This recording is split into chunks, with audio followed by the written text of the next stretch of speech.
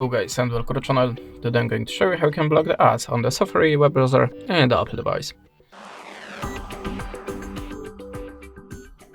So in the first step, open the App Store, then tap on the search bar and look for the ad block for Safari. Now just download and install that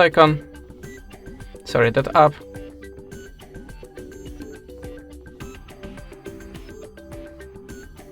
And open it.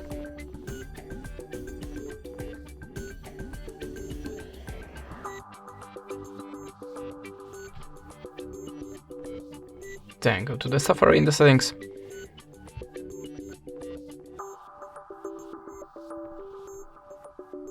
And go to the extensions. Now turn on the ad block. And that's it. Thanks for watching, leave us a subscribe with a comment, and goodbye.